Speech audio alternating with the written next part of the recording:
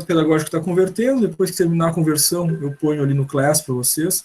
Esse vídeo, né, da aula também, depois de convertida a gravação, é disponibilizado para vocês, assim como também os slides utilizados, tá? A gente vai trabalhar o conteúdo, vai sobrar uns minutinhos no final da aula, já para a gente fazer alguns exercícios, né, desse conteúdo, tá?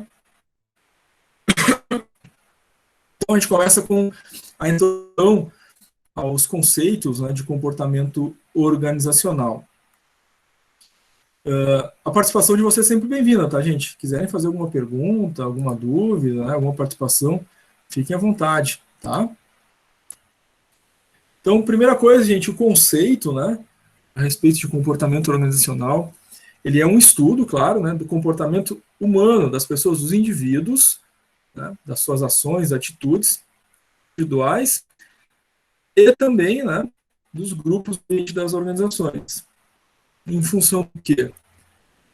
Daquele elemento básico de qualquer sociedade, de qualquer agrupamento humano, cujo elemento principal, essencial, fundamental é a humanidade, é o indivíduo, é a pessoa humana, através do qual qualquer grupo obtém os seus resultados. Ou seja, sem os indivíduos não há resultados. E, portanto, o estudo do comportamento humano tem essa importância, né, tão grande dentro das organizações e, claro, dentro da ciência da administração. Por quê? O resultado final, seja uma empresa, né, de tecnologia, uma empresa que produz um bem ou produz um serviço, depende das pessoas. Não existe possibilidade da gente ter resultado que não seja proveniente das pessoas. Mariana levantou a mão, quer falar, Mariana? A tua voz, senhor, tá vindo bem fragmentada. Tá falhando assim a tua para todo voz, não mundo? consigo entender. Sim. Pode ser alguma variação da internet, né? No princípio, pode ser esse o caso. Não tem muito o que fazer, né? Depende da internet. Melhorou agora, gente? Melhorou. Agora sim. Melhorou? Aconteceu isso com todos? Tem alguém que estava bom o som, só para ter uma ideia se foi geral?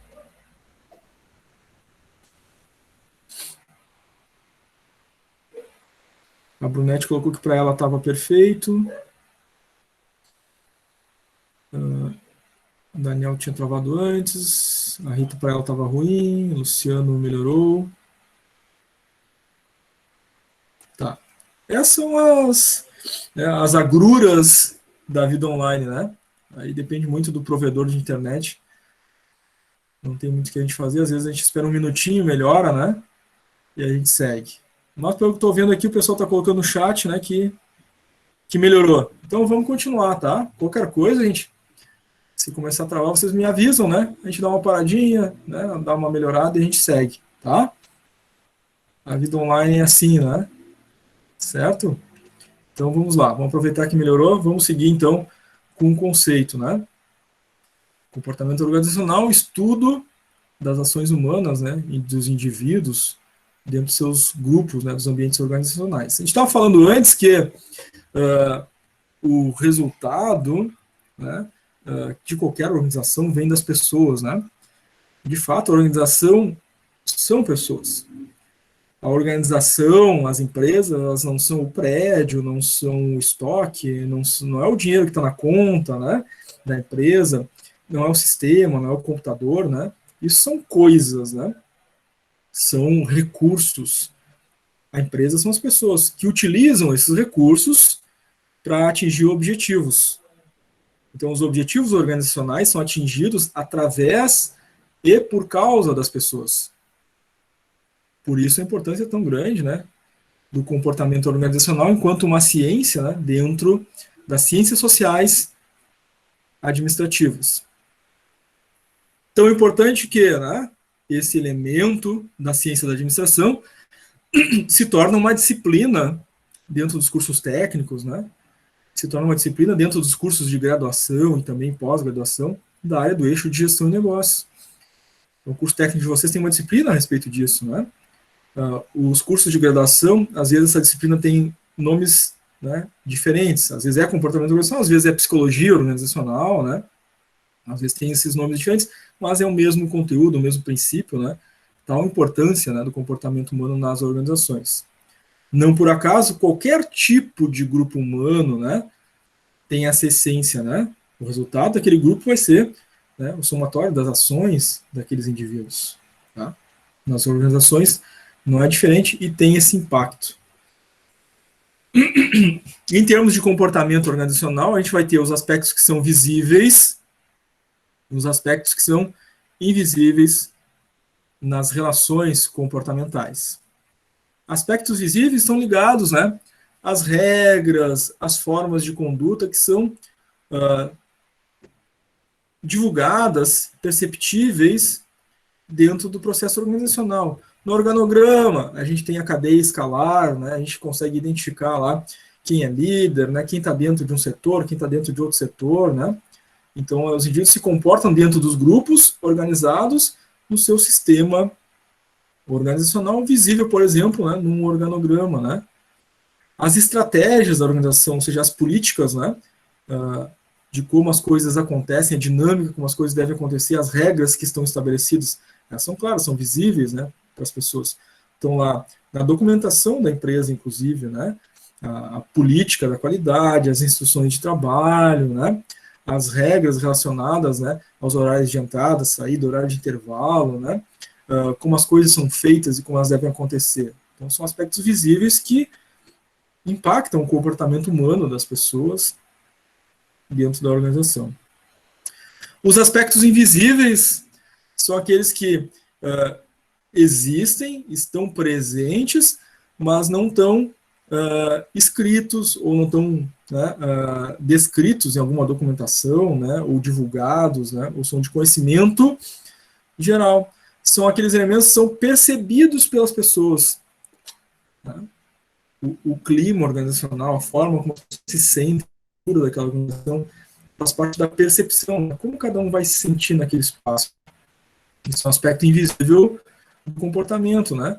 O indivíduo sente lá, né, no seu íntimo, né, essas ações, reações, né, assimilação, desassimilação, né, repulsão, aceitação dos comportamentos, né, entre os indivíduos dentro da organização. As atitudes individuais também são aspectos invisíveis, ou seja, na verdade, a motivação das atitudes individuais são aspectos invisíveis, né? O que motiva que cada um haja de uma forma ou de outra, responda de um jeito ou de outro, né? Mediante os estímulos externos. Isso é interno e invisível, né? As normas de comportamento dos grupos, né? Tem normas que, né, são, né, obviamente, tácitas, né, dentro dos grupos, né? Aquele que o grupo aceita enquanto linguagem, né, enquanto símbolos da sua cultura, enquanto, né, aspectos de relacionamento. Né? Essas normas são estabelecidas pelo convívio do próprio grupo. Né? Cada grupo vai ter as suas normas próprias, né? Linguagem própria, às vezes. Tá? Depende, claro, de cada contexto, cada cultura, cada situação. As interações informais, os grupos de amizade, de afetividade que surgem, né, são aspectos invisíveis. E os conflitos que se dão entre indivíduos, né, e entre grupos nas organizações em função, né, dos sentimentos, né, que surgem das relações. Tá? Esses são os aspectos invisíveis, então.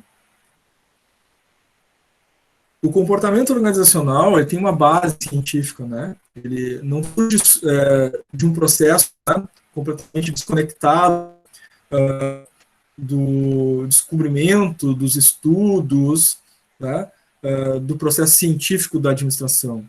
Não, ela está dentro de um contexto.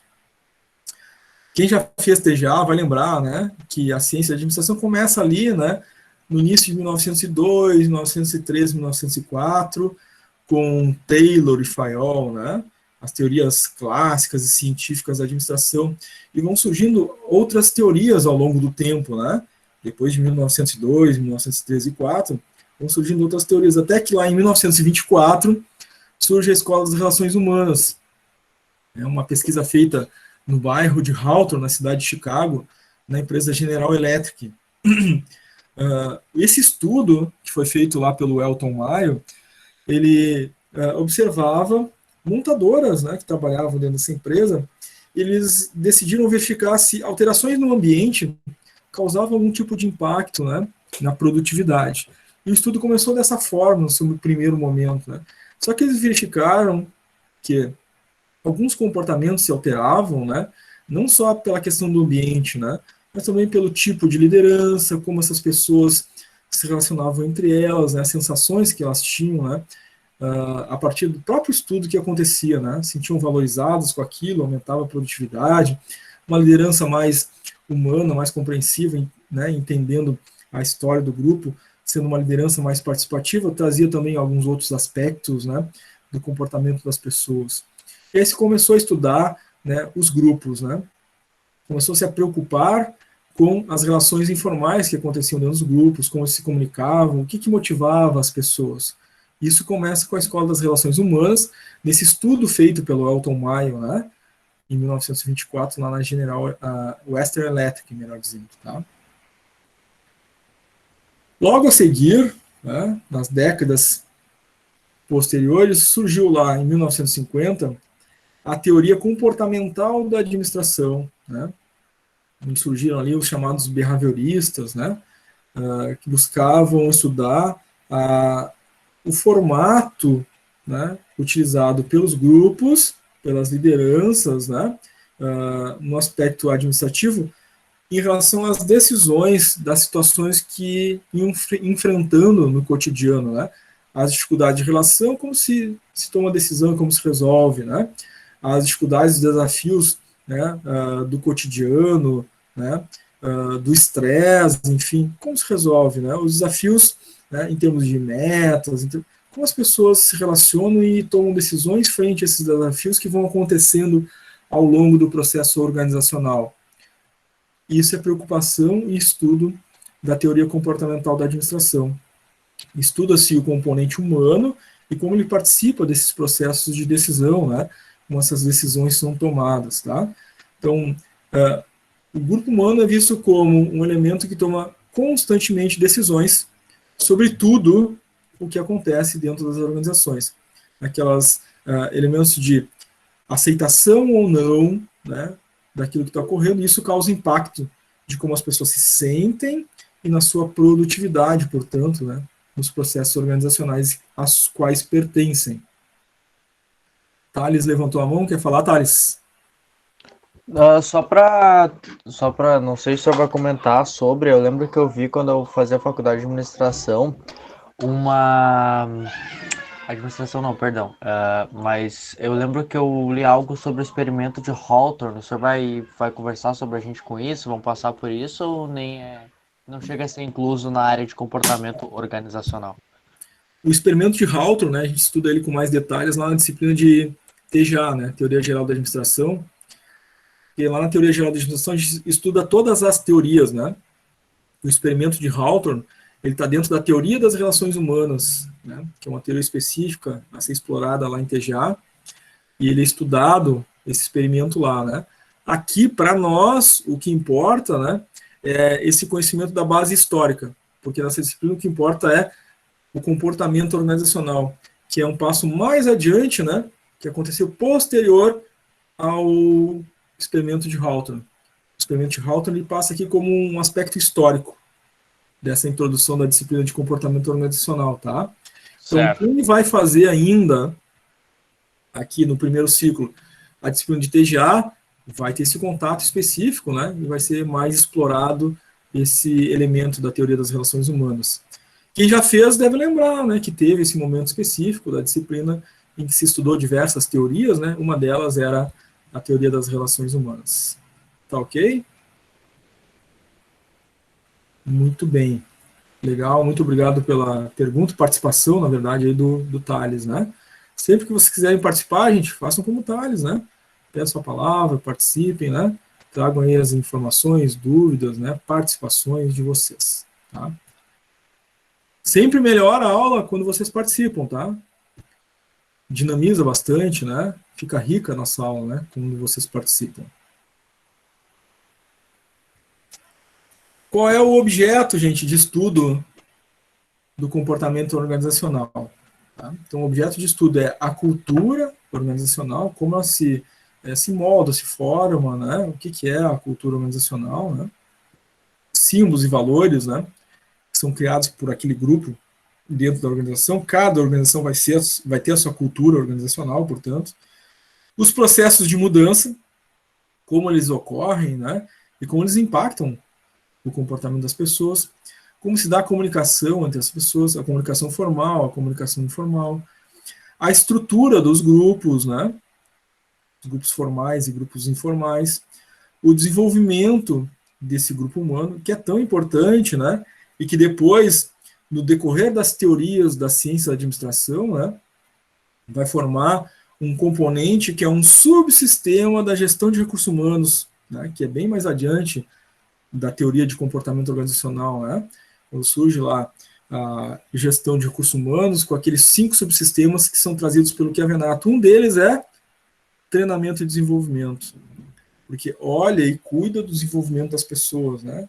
Objeto do comportamento organizacional que tem ponto de contato, né, com a gestão de pessoas dentro daquele subsistema. As lideranças, os seus impactos no grupo, né, e a necessidade também de desenvolver essas lideranças, e claro, né, a personalidade, né, dentre outros elementos que vão afetar, né, as pessoas e as equipes dentro das organizações. Esses são os objetos de estudo do comportamento organizacional, né, no contexto do indivíduo e do grupo, né, e as suas relações que vão levar a mais ou menos, né, resultados, a maiores ou menores resultados desses grupos. Tá? Bom, o Henry Mintzberg, um outro autor, ele traz algumas funções, tá, para o gestor. Esse gestor, em geral, né, a gente utiliza o nome de líder, alguns chamam de chefe, não é uma nomenclatura mais tão usual, né, mas eles ocupam algumas funções, né, como coordenador, supervisor, gerente, diretor, presidente de organização. Exerce uma função de gestão, portanto, de liderança. Tá? Herzberg identificou que ele tem 3 papéis, né, ou 3 funções. Tá? Tem papel interpessoal, função interpessoal, decisória e informativa. São funções do gestor no aspecto comportamental, relacional com o grupo, né, ao qual está submetida a sua liderança. Então, nos aspectos ou funções interpessoais, né, esse gerente, líder, né, gestor, ele tem essa interação com o grupo, então ele precisa desempenhar esse papel interpessoal, inclusive desenvolvendo a sua capacidade relacional, né, de empatia, de compreensão, né, de liderança e de fazer, né, essa interação direta com o grupo. Informativas, porque ele é o ponto de ligação, o elo de ligação, né, entre a estrutura de nível hierárquico superior na organização, né, que toma decisões de nível estratégico, que vão impactar o grupo de trabalhadores, né, nas áreas e departamentos. Então ele tem esse papel informativo, esse elo de ligação, né, ele traduz e processa essas informações para as suas equipes de trabalho. Tá? Claro que o líder, né, o gestor, ele vai ter uma função decisória também, né, ele toma decisões a respeito das informações que recebe, né, e toma decisões em relação ao grupo, né, e em várias situações o líder pode, inclusive, né, compartilhar esse papel decisório dele com o grupo, né, chamando o grupo para participar de algumas decisões, né, de debates e formação de opinião dos caminhos a seguir diante de algumas situações, né, guardadas, claro, né, as devidas realidades de cada organização, o seu contexto, né. Então, às vezes isso é possível, né, em alguns contextos e outros não. O líder precisa ter também essa sensibilidade, né, de oportunizar, quando possível, a participação dos seus liderados em alguns momentos decisórios. Tá? Bom, conhecemos, né, de diversas disciplinas aí do primeiro ciclo essa nomenclatura, né, o chá. Conhecimentos, habilidades e atitudes. A gente vê isso lá na disciplina de administração de RH, por exemplo, né, que é uma disciplina de primeiro ciclo. A gente vê isso, às vezes, aparece lá na disciplina de TGA, né, e aparece aqui também nessa disciplina de comportamento organizacional. Então, quem já fez outras disciplinas do primeiro ciclo, talvez já tenha ouvido falar, né, dessa sigla, que é o chá. Mas ela é conhecida como os fatores da gestão por competências. Né? Fazer a gestão do grupo humano, fazer a gestão das pessoas a partir dos conhecimentos, habilidades e atitudes. Claro que primeiro precisa-se, né, estabelecer ali um contexto, aquele contexto atual, né? Como é que está esse grupo humano, né, esses grupos de trabalho? Qual o nível de conhecimentos, habilidades, comportamentos, né? Para depois poder estabelecer, né, níveis de evolução para essas competências. Então, eu tenho um grupo humano e eu tenho lá uma série de conhecimentos que cada indivíduo detém, habilidades e comportamentos. Isso, inclusive, uma função de um subsistema lá da gestão de RH, né? No elemento treinamento do subsistema treinamento e desenvolvimento, eu preciso conhecer, né, quais os conhecimentos e habilidades que o grupo tem por indivíduo, inclusive para determinar, né, e programar treinamentos futuros, né? Então, tem um operador de máquina e precisa desenvolver alguns conhecimentos, eu tenho lá esse levantamento, ou seja, eu fiz um estudo, né, do meu grupo para poder fazer esse desenvolvimento. Em questão de habilidades também é a mesma coisa. Mas no elemento desenvolvimento, né, desse subsistema, treinamento e desenvolvimento, a gente tem um elemento comportamental que precisa ser desenvolvido, né, ajudar os indivíduos a se tornarem amanhã melhor do que são hoje, né? Então, são os elementos comportamentais atitudinais. A gente diz, né, que esses elementos comportamentais atitudinais, né, eles são os sinalizadores do sentido em que serão aplicados os conhecimentos e as habilidades. Conhecimento e habilidade, né, eles não têm uma direção sozinhos. A direção dos conhecimentos e habilidades é dado pelo comportamento. Eles que sinalizam, né, para que direção vai. Né? Então, o elemento atitudinal, as competências atitudinais, é que fazem, né, com que o indivíduo aplique esses elementos um caminho ou outro. Tá? E esse é o nosso chá, conhecimentos, habilidades e atitudes.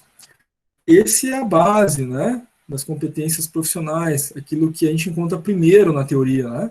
Claro que se vocês forem aprofundar e estudar outros autores mais recentes, né, alguns autores complementaram, né, colocaram mais uma letrinha aí, letra C no final, né, aí ficaria C-H-A-C, ficaria CHAC, né? Porque alguns autores mais recentes colocaram contextualização, seria uma outra competência, né, a capacidade dos indivíduos do grupo de contextualizar o conhecimento, habilidades, comportamentos, né, naquele dado contexto organizacional, naquele dado contexto histórico, tá? Então, sim, essa é a base do início das competências profissionais. Com outros autores, né, a gente vai achar essa complementariedade, mas é uma complementariedade, né? O que importa aqui são esses três elementos. As competências profissionais, que tanto gestores como os demais funcionários, né, devem ter nesse contexto do chá, conhecimentos, habilidades e atitudes, né? Conhecimento, saber aprender, habilidade, saber fazer, e atitude, comportamento, saber ser. Tanto para gestores como para funcionários, né, demais colaboradores, a necessidade de conhecer a realidade do mercado, né? Então, da empresa onde a gente atua, seja líder, seja colaborador, há que se ter uma compreensão do mercado. O que esse cliente espera, qual é a necessidade de trabalho, né? Qual é a necessidade de qualidade, qual é a necessidade de produtividade, de entrega que essa empresa precisa dar para esse mercado, onde estão os clientes que fazem a aquisição, né, das mercadorias. Então, uma outra competência é conhecer o perfil dos clientes. Porque produto, serviço que é produzido por uma organização e ofertado no mercado deve necessariamente atender duas ou uma das três grandes expectativas, né, do mercado consumidor dos clientes. Um produto ou serviço deve atender a uma necessidade ou então um desejo ou resolver um problema, né, uma dificuldade do cliente. Se não fizer nenhuma dessas coisas, é um produto fadado, né, um produto, um serviço fadado a falência, né? Não vai vender, não vai ter resultado, porque ninguém tem necessidade, ninguém precisa resolver um problema que aquele produto resolve, ninguém tem desejo de ter aquele produto, não existe razão de ser, tá? Então, esses são elementos de uma outra área da ciência da administração que quem já teve contato deve estar lembrando, quem ainda não teve contato vai fazer, que é a disciplina de administração de marketing. Quem já fez administração de marketing vai lembrar, né? Que a gente estuda isso lá, né? O que um produto, o que um serviço deve proporcionar ao mercado, aos seus clientes, né? Resolver problemas, né? Necessidades, atender os desejos daquele público. Porque tem produtos que não servem nem para atender uma necessidade, nem, né, resolver um problema, né? É um desejo de status, né? Então tem produtos que estão relacionados a esse desejo de status do cliente, né? Como ter um produto de uma determinada marca, né? Aquele produto poderia ter de qualquer marca, mas eu quero daquela, então é um desejo, né, de status em função daquela situação, tá? Uma outra competência dos gestores dos mais funcionários, né, é saber tomar decisões diante de situações complexas. Isso é, inclusive, né, tido como uma habilidade humana, né, do profissional do futuro, né, saber tomar decisões, saber lidar com situações complexas, né, evitar apenas tarefas de rotina e buscar ser proativo, né, ou seja, né, uma competência humana dos gestores e dos indivíduos né, todos os dias eu faço a mesma coisa, né, e aí eu não penso em melhorias, né, eu não estou sendo proativo. O indivíduo proativo vai pensar, tem uma forma de fazer isso de uma forma mais rápida, mais célere, sendo mais produtivo, trazendo novos resultados, novas soluções, isso é ser proativo, é uma competência. E claro, mais ligado diretamente ao gestor, os aspectos de eficiência e eficácia do líder, né, que vai buscar conduzir pessoas e processos, né, trabalhando as individualidades no sentido de buscar o melhor resultado, tá? Até aqui, gente, como é que tá? Alguém está com alguma dúvida? Quer fazer alguma pergunta? Trazer um exemplo? Fazer alguma participação?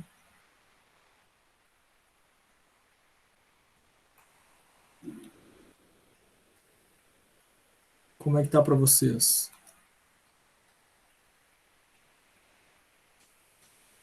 A Janaína colocou que está tranquilo.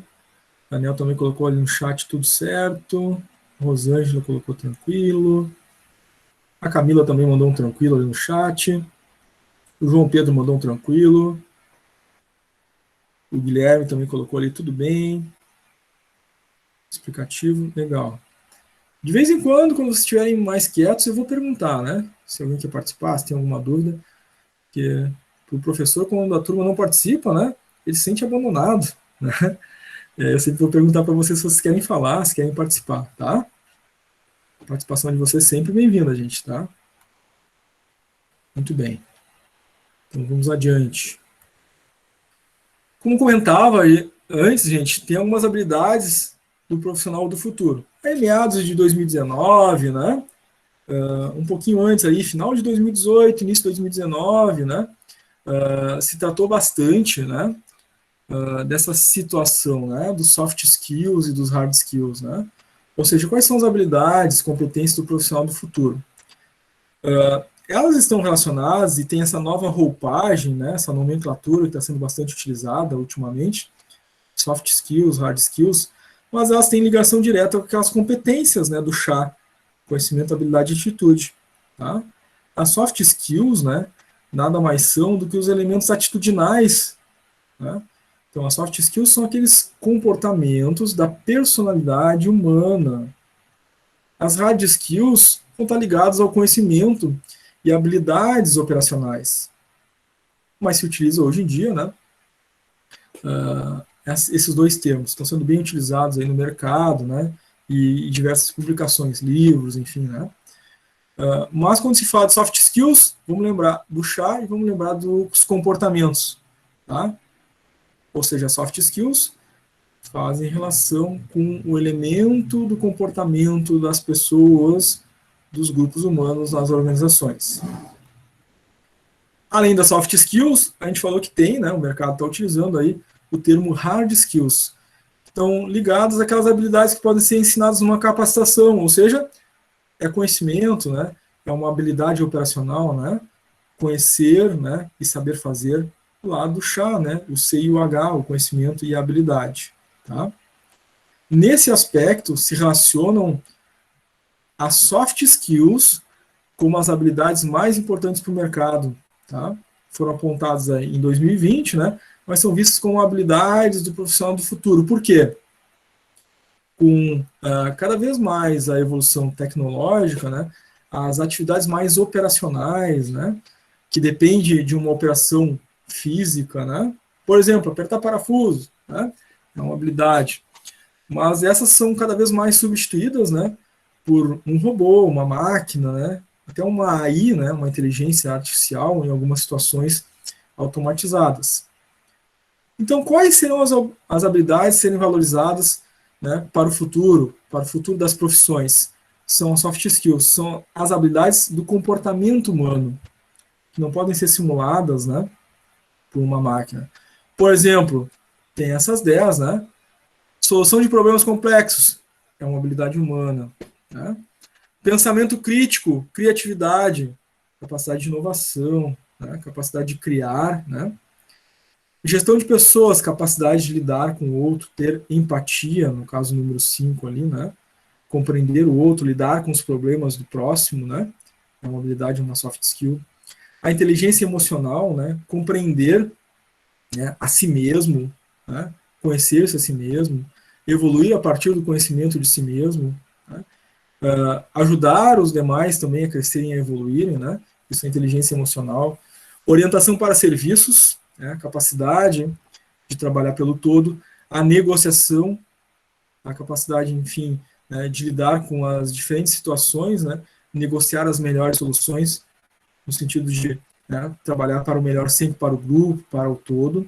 A flexibilidade cognitiva, a capacidade de aprendizado, né? De evoluir a partir dos conhecimentos que se tem para conhecimentos mais complexos, cada vez maiores e melhores. E o bom senso e a tomada de decisão diante dos desafios, sabendo lidar, né, com as situações difíceis, né, ou estressantes do dia a dia. São consideradas as 10 habilidades, né, mais importantes para o mercado, também consideradas as habilidades do profissional do futuro, que são as habilidades humanas. Tá?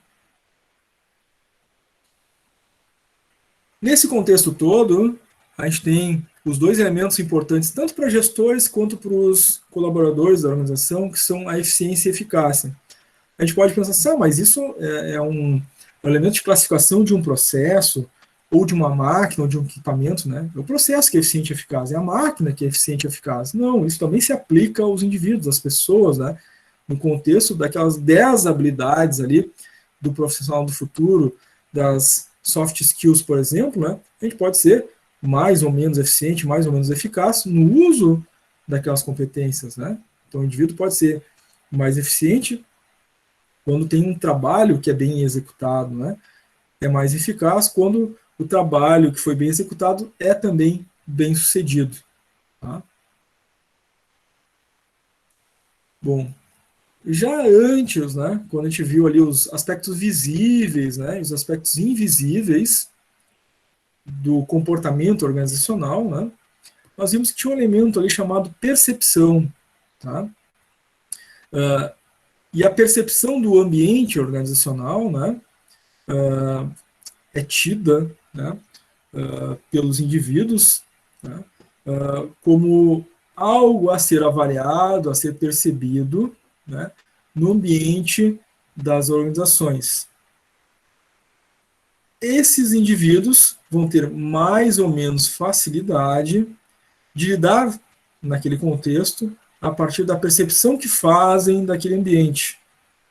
Então, o indivíduo que se percebe, né, ou que se apresenta naquele ambiente, naquele grupo humano, né, com problemas de comunicação, com problemas de afinidade, né, de empatia dentro daquele grupo humano, né, tendo essa percepção, ele vai ter mais problemas de relacionamento, né, vai apresentar dificuldades de perceber os indivíduos, né, as outras pessoas que fazem parte desse grupo, vai ter dificuldade de entender, né, a cultura, o clima daquela organização, fazer uma leitura, né, daquela realidade. Então, indivíduos que possam vir a ter esse problema de relacionamento, eventualmente têm um problema nessa percepção, o que pode ser sempre desenvolvido, pode ser sempre melhorado, né? Claro que a gente tem sempre os dois componentes, né, da motivação, a gente vai ver agora um pouquinho depois sobre isso, né, as teorias da motivação, mas é dual, tá? Depende do indivíduo, a motivação, mas também depende da organização, né, da liderança, dos aspectos motivacionais, tá? Relação de valores. Bons modelos, bons exemplos tendem a fazer com que os indivíduos, né, venham a ter uma visão de mundo, venham a ter, né, uma capacidade de se relacionar e desenvolver uma personalidade boa, né, de boa qualidade, porque teve bons modelos. Tá? Claro, o oposto também, né? Modelos de má qualidade podem gerar, né, indivíduos que tenham problemas de personalidade, de percepção, né, de construção de valores que possam ser deturpadas. Isso no aspecto geral, não absoluto, é claro, porque também vamos encontrar, né, indivíduos que tiveram maus exemplos, né, modelos comportamentais de má qualidade, mas que, mesmo inseridos naquele contexto, conseguiram, né, sair daquela situação tendo um comportamento diametralmente oposto àquele que eram dos seus exemplos do cotidiano. E isso são elementos, né, internos do indivíduo, da sua vontade, da sua expressão, do seu livre-arbítrio. Vendo comportamentos equivocados e vendo os resultados ruins alcançados, decide tomar outro caminho. Sempre tem o elemento da vontade, né? Embora tenha esse aspecto geral, né, de que bons modelos levam a bons resultados e maus modelos a maus resultados, sempre tem a vontade do indivíduo, né? Então significa que, mesmo que o indivíduo tenha bons modelos e pode tomar um caminho de uma visão deturpada do mundo, né?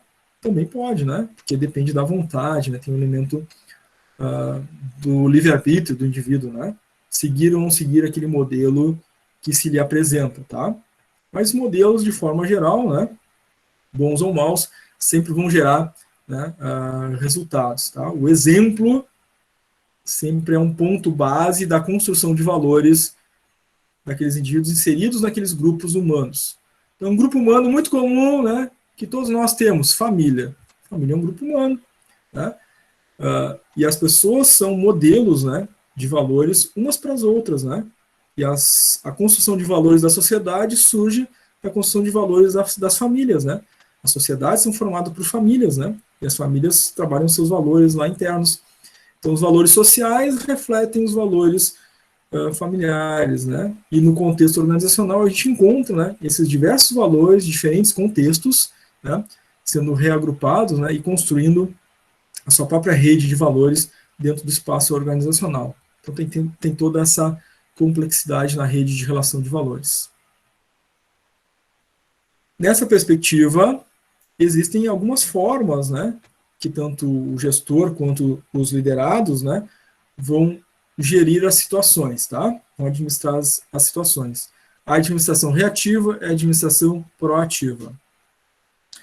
Obviamente, a administração reativa é aquela que espera o problema ocorrer. Nunca é a melhor saída. Em administração, em gestão, a gente aprende, né, que tudo começa com planejamento. Sem planejamento, não existe gestão. Sem planejar, não se faz administração. Então, administrar reativamente, né, a gente não está, de fato, gerindo, a gente não está, de fato, administrando. Tá? A administração se faz com proatividade, ou seja, a gente se antecipa aos problemas, a gente planeja, prevê, né, realiza, né, sistematiza as situações para que a gente tenha os melhores resultados. Inclusive, né, relembrando a disciplina de TGA, para aqueles que já fizeram, né, mas claro, quem não fez vai fazer, vai ver que nos primeiros teóricos da ciência da administração, né, Taylor, Fayol, Henry Ford, entre outros, sempre, ao elencarem as funções básicas da ciência da administração, eles trazem essa palavra, né, planejar. Às vezes de forma direta, Alguns usam algum sinônimo que tem o mesmo significado do planejamento. Mas administrar é planejar. Agir de forma proativa na administração é agir com planejamento. Tá? Essa traz resultados positivos e os melhores resultados. A forma reativa, né, não é gestão, de fato. A motivação no ambiente organizacional. Tá? As pessoas precisam ser motivadas e sempre tem essa dualidade, como a gente falou. Tem os componentes internos, o empenho e a vontade, o livre-arbítrio do indivíduo, né, de se sentir, de buscar situações motivadoras. E, claro, né, o estímulo externo, que vem no ambiente organizacional, da liderança e das políticas daquela dada organização. Então, sempre é dual a motivação, tá? Ela nunca depende só do externo, nunca depende só do interno, né? É uma soma das duas coisas. Bom, o gestor, é claro, desempenha um papel de motivador, né? Ele deve avaliar a sua equipe, considerar as potencialidades, né? E trabalhar esses valores, né? Para motivar a sua equipe. É uma das funções, né? Do gestor. As teorias de motivação que a gente vai estudar a partir das próximas aulas, hoje a gente já vai ver aqui no finalzinho, né, a teoria da hierarquia de Maslow, né, mas elas se classificam nessas três, tá? Teorias conceituais, teorias processuais, teorias de reforço, que a gente vai desenvolver nas próximas aulas, tá? As teorias conceituais são aquelas que destacam, né, as razões pelas quais os indivíduos ficam motivados. Aí tem a teoria do Maslow, do Alder, do Hasler e do McClellan. As teorias processuais, elas visam, né, o modo como nós nos motivamos, que é a teoria do Vroom, a teoria de Stacey Adams. E as teorias de reforço é a teoria, especificamente a teoria de Skinner, né, que destaca o ambiente como influencia a motivação. Tá? Para a próxima aula a gente vai ver as outras teorias, mas hoje, encerrando, né, o conteúdo de hoje, a gente vê a teoria de Maslow, tá? Uma teoria relativamente simples, né? Ela estabelece ali uma pirâmide de necessidades, em que atingidas ou satisfeitas as necessidades primárias, né, o indivíduo evolui para as próximas necessidades. São 5 necessidades trazidas pelo Maslow. Tá? Então, ele estabelece ali necessidades fisiológicas, de segurança, sociais, de estima e de autorrealização. As fisiológicas, na base da pirâmide, claro, né, estão relacionadas à necessidade que a gente tem, né, de sobreviver, né, de se alimentar, de se hidratar, né, de ter um abrigo, né, de se proteger das intempéries da natureza. São necessidades fisiológicas. Né. Necessidades de segurança, de proteção frente a ameaças. Satisfeitas essas necessidades, o indivíduo segue, né, evoluindo as suas necessidades sociais, de relacionamento, necessidades de estima, ou seja, de reconhecimento, e necessidades de autorrealização, né, de progressão, de evolução. São essas as necessidades trabalhadas pelo Maslow. E que, ao estudar os próximos autores, a gente vai voltar a relembrar, né, desses 5 aspectos, tá? Porque os próximos vão ter sempre contato, de alguma forma, com o que é trazido aqui pelo Maslow. Então, constantemente, a gente vai estar relembrando e voltando a essas necessidades. Maslow trabalha, então, as necessidades fisiológicas, né? Claro, necessidades básicas e físicas do indivíduo, tá? Então, água, comida, ar, sexo, são necessidades fisiológicas. Necessidade de manutenção da espécie, né, na reprodução, necessidade de sobreviver, né, com a respiração, alimentação, nutrição, né, assim por diante.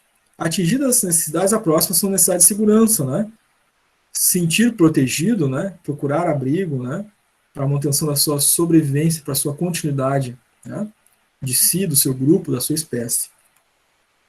As necessidades sociais relacionadas, né, a necessidade de pertencer a um grupo, de se sentir amado, respeitado, né, de ter afinidade, de desenvolver sentimentos e afetividade, né, essas são necessidades sociais. As necessidades de status, de estima, né, a busca por alcance de objetivos e de reconhecimento, e depois, por fim, as necessidades de autorrealização, em que o indivíduo, o ser humano, sempre busca, né, uma evolução, atingir um patamar maior, né, alavancar o seu potencial, né, alcançar o seu potencial máximo. Essas são necessidades de autorrealização. todas elas, né, a gente vai continuar desenvolvendo junto aos demais teóricos, né, que já na sexta-feira, que é a nossa aula de recuperação do feriado, né, a gente vai tratar do Stacey Adams, do Vroom, né, do McClellan, do Hasber, todos eles remetendo de alguma forma a essas 5 necessidades trazidas pela teoria da hierarquia do Maslow. Ainda tem um tempinho, né? Tem uns 10 minutinhos para fazer ali 1, 2 ou 3 exercícios no Class, né? No Classroom. Então, enquanto eu vou perguntando para vocês, se vocês têm alguma dúvida aí, alguma pergunta a fazer, eu vou postando já o primeiro exercício. Pessoal, alguma dúvida, alguma pergunta sobre esse conteúdo que a gente acabou de trabalhar?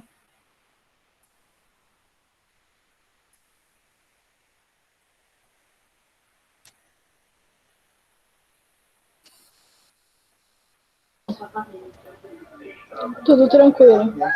Tudo tranquilo? Legal. Tranquilo. Legal, obrigado.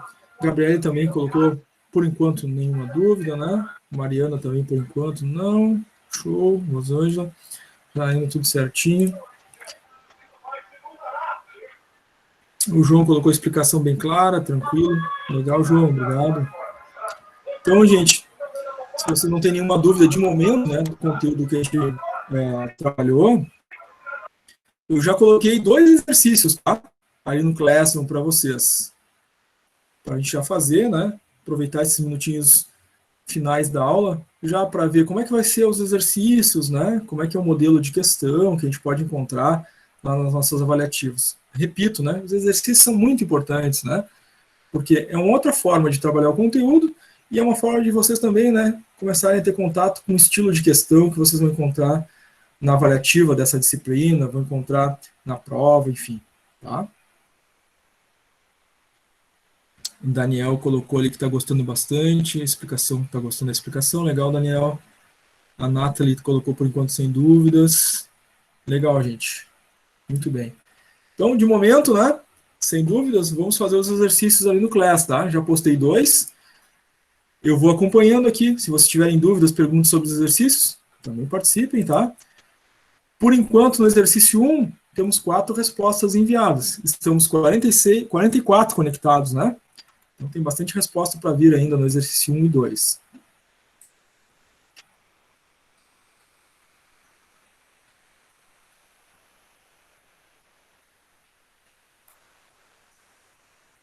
Assim que terminar a conversão, né, da gravação do nosso vídeo, da aula, né, ele vai ser postado ali no Class para vocês, tá? Eu já vou postar, enquanto vocês estão fazendo o exercício 1 e 2, eu já vou postar os slides, né, que a gente acabou de utilizar na gravação do vídeo da aula 1 e 2, tá? Ô, professor, Sim, o senhor pode, não sei se o senhor consegue me confirmar agora, ou só me mandar um certinho depois, eu enviei um e-mail para o senhor formalizando a liderança do